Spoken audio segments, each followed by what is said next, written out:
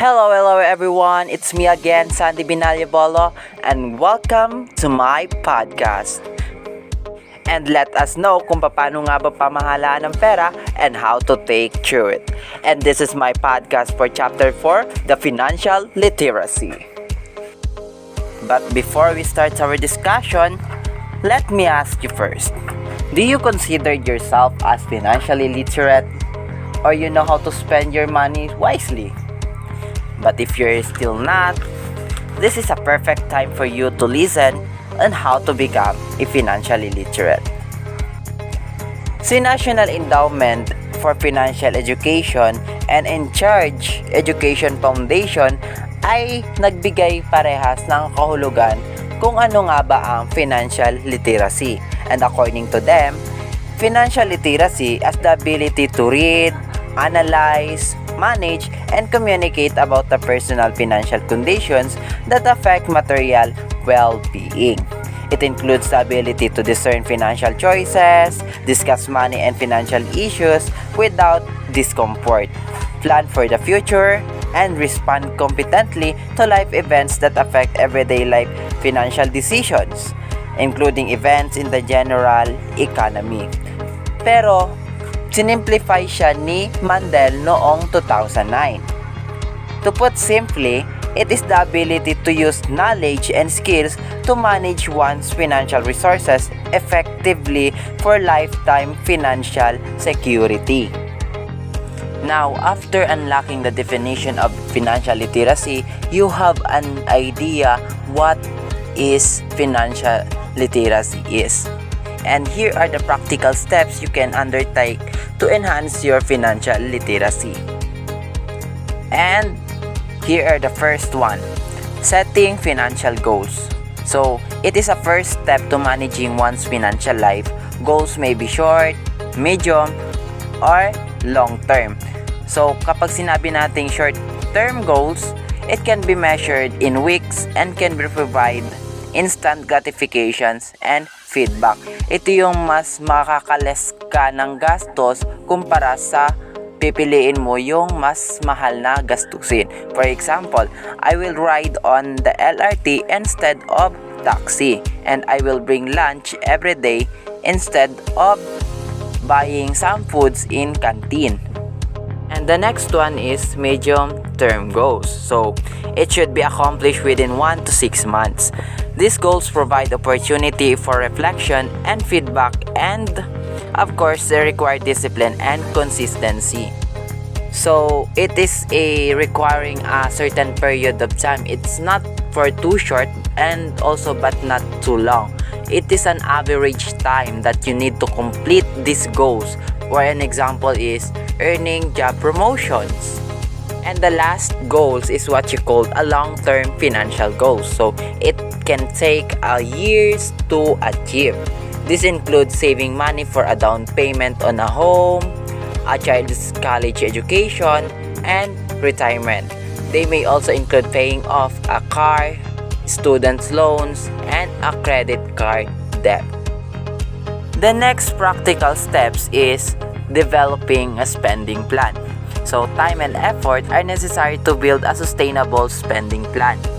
These practical steps ask the questions, how you spend your money. Paano nga ba? So here are the 3 steps to developing your personal spending plan. The first is record. So keep a record of what you spend. The next is review. So, you will analyze the information and decide what you do. And the last one is take action. Do something about what you've written down. And the last practical steps is importance of saving. So, maraming nagsasabi na no one can predict the future with certainty. So, kinakailangan natin mag-save ng money for anything that might happen. Because there's a lot of unpredictable events that may happen to our life na hindi natin maiiwasan. And here are the reason or some reasons why saving money is important. So the first one is what you call emergency bolster. So you have to save your money to avoid going to debt. para maiwasan natin ang pagkakaroon ng utang. Very good. Just to pay emergency situations like unexpected medical expenses and damages caused by calamities or accident. The next one is retirement. Bakit nga ba tayo iipon? For retirement, of course, you will need savings or investments to take the place of income you will no longer receive when you retire. Yun yung sinasabi na huwag mong gawing retirement plan ang anak mo. Tama ba? Then, the next is future events. You need to save your future events like weddings, birthdays, anniversaries, and travels so as not to sacrifice your fixed expenses. The next is instability of social security. Pensions from social security should only serve as supplementary and not the primary source of income after retirement. And the last one is a little goes a long way. Small consistent saving go a long way. Kahit yung pakunti-kunti lang na bariya, at least iniipon natin, mamalaya natin into the future na, yung piso mo, hindi mo na mamalaya na malaki na pala yung halaga. There are two ways to save. The first one is save before you spend. So ito yung sinasabi nila na kailangan mo muna magtabi ng pera bago ka gumastos. And the next one is save after you spend wisely. Ito yung sinasabi nila na kailangan mo muna gumastos pero nasa tama at bago ka magtabi ng pera. And did you get it, my dear listeners? And now, let's talk about the benefits of financial literacy. So, for you, what are the benefits of being financial literate? And yes, it is ability to make better financial decisions. And here are some effective management of money and debt. Maiwasan natin yung pagkakautang natin. And reduction of expenses through better regulation and less financial stress and anxiety. Ito yung pinaka-priority natin. Mabawasan yung pag-iisip natin kung saan tayo huhugot ng pera para sa panggastos natin sa pang-araw-araw or for a certain events. Yan.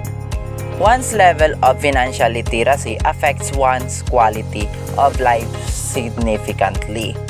It determines one's ability to provide basic needs, attitude towards money and investment, as well as one's contribution to the community. Financial literacy enables people to understand and apply knowledge and skills to achieve a lifestyle that is financially balanced, sustainable, ethical, and responsible. Did you ask yourself kung bakit tayo nagkaroon ng financial education sa ating grade school? Bakit nga ba? Sinasabi na public and private institutions alike have recognized the need for financial literacy to be incorporated in the school curriculum. Financial education and advocacy program of the public and private sectors have been identified as key areas in building an improved financial system in the Philippines. Kaya nabuo yung Republic Act 1092 or otherwise known as Economic and Financial Literacy Act that mandates DepEd to ensure that economic and financial education becomes an integral part of formal learning. Kasi, my dear listeners, noon kasi walang formal financial strategy ang Pilipinas. At sinasabi noong World Bank study in 2014 na estimated na 20 million Filipinos save money but only half had bank accounts. And Asian Development Bank study in 2015 revealed that Philippines does not have a national strategy for financial education and literacy. Kaya naman, noong 2016, si Bangko Sentral ng Pilipinas ay nag-release ng National Strategy for Financial Inclusions, stating that while institutions to broaden financial services, financial literacy should also complement such initiatives. Kaya naman noong November 27 to 28, a year of 2018, more than 1,000 leaders, decision makers, influencers, and representatives from public and private institutions, civic society, and academe gathered for the first ever financial education stakeholders expo organized by BSP. The expo is designed to build an organized network of players that share the vision of financially literate citizenry and cohesively implement a variety of initiatives to achieve this vision. And at the same time, Expo supports Republic Act number 1092 which designates second week of November as Economic and Financial Literacy Week. It also aligned with the objectives of the Philippine National Strategy for Financial Inclusion, particularly the pillar of financial education and consumer protection. At wala nang patumpik-tumpik pa, let us discuss the 6 major characteristics types in how people view money. And it is according to In Charge 2017. So listen carefully my dear listeners and let us know kung alin kayo dito. The first one is frugal. So, frugal people seek financial security by living below their means and saving money. So, they rarely buy luxurious items. They save money instead. So, they save money because they believe that money will offer protection from unprecedented events and expenses. The next one is pleasure. So, are you a pleasure person or individual? So, pleasure seekers use money to bring pleasure to themselves and to others. So, they are more likely to spend than to save. So, as you can see, it is very opposite to frugal. So, they often live beyond their means and spend more than they earn. If they are not careful and do not change, they may fall into debt. So, maaari silang mabaon sa pagkakautang. The next one is status. Some people use money to express their social status. They like to purchase and show off their branded items. So, ito yung mga tao na may hilig bumili ng mga mamahaling gamit at they show it into public na sinasabi nila na ay ako, decente ako, or either to say na ako, may pera ako, ganyan. So the next one is indifference. So are you indifferent nga ba? So some people place very little importance on having money and would rather grow their own food and craft their own clothes, as it is as if having too much money makes them nervous and uncomfortable. So, ito naman yung imbes na bibili sila ng bagong damit, gagawa na lang sila ng kanilang damit mismo. The next one is powerful. So, powerful people use money to express power or control over others. So, and the best example siguro nito is yung mga politicians na ginagamit yung pera para bumili ng boto. But it's up to you kung maniniwala kayo sa mga ganong paratang. Then the last one is self-worth. So people who spend money for self-worth value how much they accumulate and tend to judge others based on the amount and money they have. So which of those characteristics of how people view money are you? Are you a frugal, pleasure, status, indifference, powerful, or self-worth?